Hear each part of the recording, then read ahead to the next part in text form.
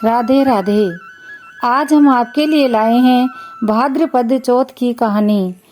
भादवा की चौथ को भादुड़ी चौथ या बहुला चौथ भी कहते हैं। इस दिन चौथ माता का व्रत किया जाता है और कहानी सुनी जाती है। कुंवारी कन्याएं सुंदर, सुशील और अच्छे पति की प्राप्ति के लिए चौथ का व्रत करती है और स्त्रियां इस व्रत को अपने सुहाग और पति की लंबी आयु के लिए करती है। तो सुनिए चौथ माता की कहानी। एक बुढ़िया माई के ग्वालिया नाम का बेटा था। वह गायें चराता और जंगल से लकड़ी काट कर लाता और अपना गुजारा करता।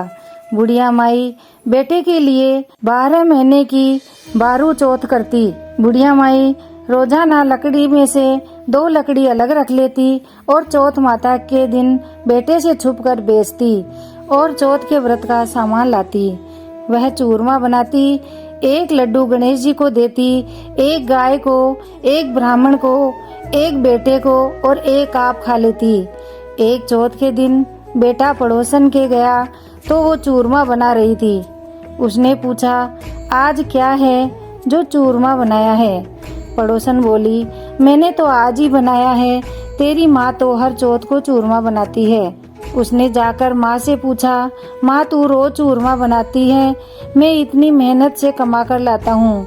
बुढ़िया माई बोली, बेटा मैं तो तेरे लिए ही चौथ का व्रत करती हूँ।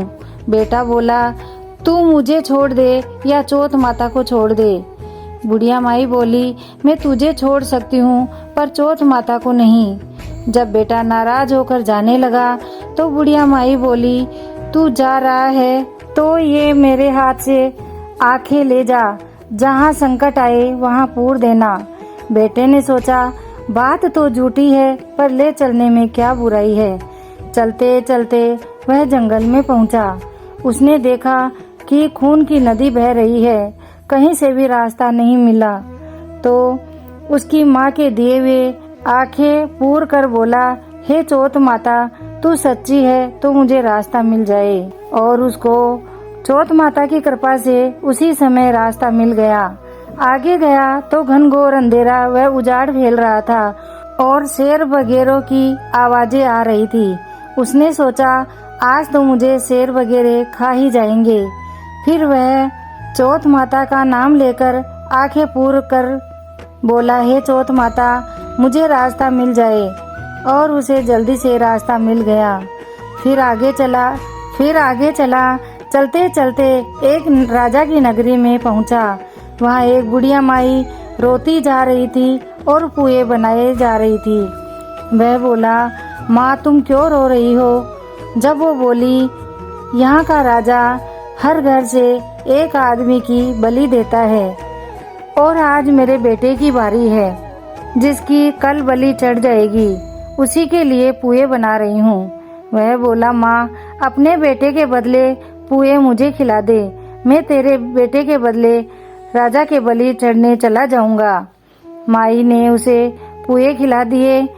उसने बोला, राजा का संदेशा आए तो मुझे जगह देना। राजा का संदेशा आया तो बुढ़िया माई ने सोचा कि दूसरे के बेटे को कैसे भेज दूं, पर शोर सुनकर उसकी आंख खुल गई। वो राजा के सिपाहियों के साथ चला गया। उन सब ने मिलकर उसे हाव में चुन दिया। वह चौथ माता का नाम लेकर और आंखें पूर कर बैठ गया। एक दिन में ही हाव पक गया और मिट्टी के घड़े सोने चांदी के बन गए। वहाँ एक जमादारनी झाड़ू लगा रही थी। तभी झाड़ू से कंकड़ उछलकर उन बर्तनों से जा टकराया। जब जमादारनी ने राजा को जाकर बताया कि राजा जी आपका हाव तो पक गया है, तब राजा ने सोचा कि हाव तो 8 दिन में पकता है, आज 1 दिन में कैसे पक गया। राजा ने वहां जाकर देखा तो मिट्टी के मटके की जगह सोने चांदी के कलश हो गए। अंदर से आवाज आई, धीरे धीरे उतारो, अंदर आदमी है। आवाज को सुनकर राजा के सिपाही डर गए कि अंदर कौन भूत प्रेत आ गया। फिर वह बोला कि डरो मत, मैं तो वही हूँ जिसको तुमने चीना था। देखा तो अंदर हरे हरे जवारे उग रहे थे। राजा ने पूछा, तुम अंदर जीवित कैसे बच गए? तब उसने बताया कि मेरी माँ चौथ के व्रत करती है। जब मैं घर से निकला था तो मेरी माँ ने मुझे आखे दिए थे, मैं उन्हीं को पूर कर बैठ गया और चौथ माता के कारण बच गया। यह सुनकर राजा की भी चौथ माता में आस्था हो गई। राजा की नगरी में भी सब चौथ माता का व्रत करने लग गए और राजा ने अपनी बेटी की शादी उस लड़के से कर दी और खूब धन धान्य देकर राजकुमारी को विदा किया। बुढ़िया माई का बेटा अपनी पत्नी के साथ घर आ गया।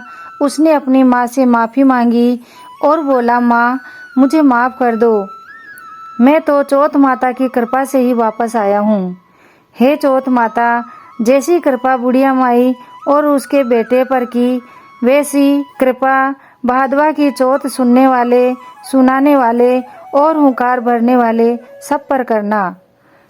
बोलो चौथ विनायक की जय।